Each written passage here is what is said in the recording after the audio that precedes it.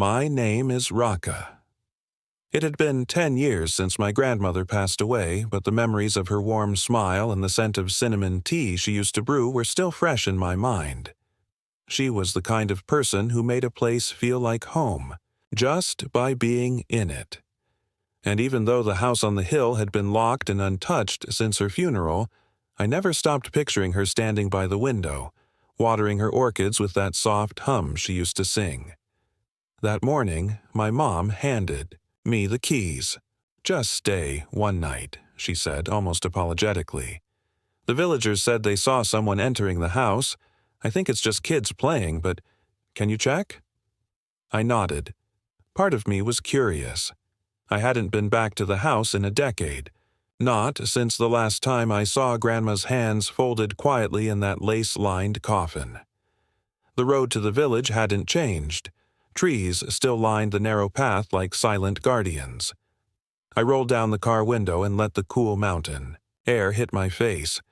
The scent was exactly the same: wet earth, pine, and something I couldn't name. A strange calm, maybe. By afternoon, I arrived at the house. There it was, still standing proud, with its wooden panels faded by the years and the red-tiled roof chipped in a few corners. Vines had started to claim parts of the porch, but the wind chimes still hung by the doorway, silent. I stepped out and unlocked the front door. The creak of the hinges felt like a sigh from the past. Inside, everything was exactly as we had left it. The old sofa covered in a dusty white sheet, Grandma's rocking chair by the fireplace, and above it, her favorite painting of the moonlit lake. I walked slowly, running my fingers along the carved edges of the dining table. It was like walking through a memory that had been paused for years. The sun began to set. I opened the windows to let fresh air in, and dust danced like fireflies in the golden light. I set down my bag in the old guest room and found myself smiling. It felt good, oddly comforting, peaceful, until I heard it, a soft creak, from the kitchen. I froze. Maybe it was the old wood settling, but then I smelled it, a faint, warm scent. Cinnamon tea, the same kind Grandma always made for me when I visited. But I hadn't made any tea. I hadn't even entered the kitchen yet. I told myself it must just be a lingering scent from the shelves or an old tea bag left behind. But still, I couldn't shake the feeling. It wasn't just the scent. It was the way the house felt. It didn't feel empty. It felt like someone was waiting for me. It didn't feel empty. It felt like someone was waiting for me. I stood in the middle of the living room, barely breathing. That warm cinnamon scent lingered in the air like a whisper. Familiar, but impossible. I hadn't even opened the kitchen door. I wanted to believe. It was just my imagination playing tricks on me. The house, after all, was full of memories, but it was more than that. It felt recent. I slowly made my way to the kitchen. The doorknob was cold under my fingers.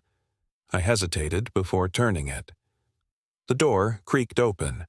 Moonlight spilled in through the small window, casting long silver shadows across the tiled floor. Everything looked untouched. Dusty countertops, a rusted kettle, and that faded floral curtain Grandma had sewn by hand. Then I saw it. A teacup. Clean. Dry. Sitting neatly on the counter. It hadn't been there earlier. I was sure of it. I walked over, heart thudding, and touched it. No dust. No sign it had been sitting there for years like the rest of the kitchen. It was as if someone had just rinsed it and placed it there. Exactly the way Grandma used to do when preparing my favorite tea. I didn't know whether to feel scared or comforted. I told myself I was just tired. Maybe my mind was romanticizing everything. I just arrived after a long drive. I needed rest. I locked the door and returned to the guest room, but as I passed the hallway mirror, I paused. For a moment, I thought I saw her.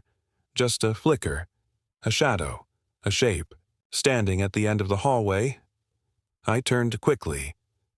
nothing. Only the dim hallway and the ticking of the grandfather clock in the corner. I climbed into bed and pulled the blanket over me, trying to convince myself it was just my memory. Just grief resurfacing in this old place. But even as I closed my eyes, I couldn't shake the feeling that I wasn't alone. The air felt heavier, not oppressive, but full, like someone was sitting beside the bed, watching over me. I remembered how Grandma used to hum softly when I couldn't sleep. And then, clear as day, I heard it, that same melody, faint, gentle, floating through the hallway. I sat up straight, heart racing. That song, it was hers. She only ever hummed it at bedtime. For me, I wanted to believe it was the wind, or maybe an old music box still working after all these years. But deep down, I knew the truth. Someone was here, and she hadn't forgotten me. Someone was here, and she hadn't forgotten me. I stayed, frozen in bed, listening. That soft, familiar humming drifted through the hallway, almost like it was seeping through the walls. It wasn't loud. In fact, it was so gentle that if I hadn't been holding my breath, I might have missed it entirely. But I knew that tune. It was the lullaby Grandma used to sing only for me. A strange calm came over me. I should have been terrified, but somehow, I wasn't. Instead, I felt something I hadn't felt in years. Safe. Like I was a child again, curled up in her arms with the smell of cinnamon and old wooden floors all around me. I climbed out of bed and opened the door.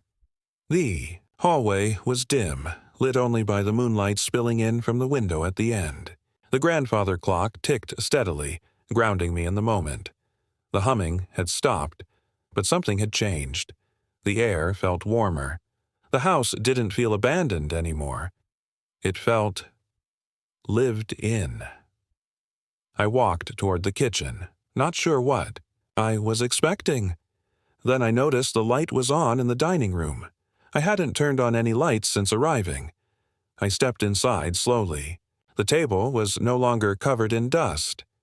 The white sheet that had hidden the old sofa was folded neatly in the corner, and on the table, 2 teacups sat side by side, steam rising gently from both. I couldn't move, couldn't speak. "Sit down," saying. The voice was barely louder than a whisper, but it filled the room with warmth. My eyes darted around, but there was no one there. Just the echo of her voice, like the house itself was speaking. I stood frozen, my throat tight, eyes stinging. "Grandma," I managed, my voice trembling. "Is that you?" The lights flickered, and then I saw it. In the old mirror above the fireplace, her reflection, smiling, calm, dressed in the same light blue kabaya she wore every Sunday. But when I turned around, the room was empty. Only the mirror held her image. I walked toward it slowly. My heart wasn't racing anymore. It was steady, full, like I was seeing something I had always known but never dared to believe. "Why are you still here?" I whispered. Her reflection tilted her head, eyes full of love. "For you," the voice answered softly. "I promised I would always be here, whenever you needed me." And just like that, the warmth began to fade. The steam from the tea slowly vanished. The lights dimmed to a gentle glow. But my heart was no longer heavy. She had never left. Not really. That night I didn't sleep in fear. I slept surrounded by love, wrapped in the invisible arms of someone who had kept her promise, even beyond the end.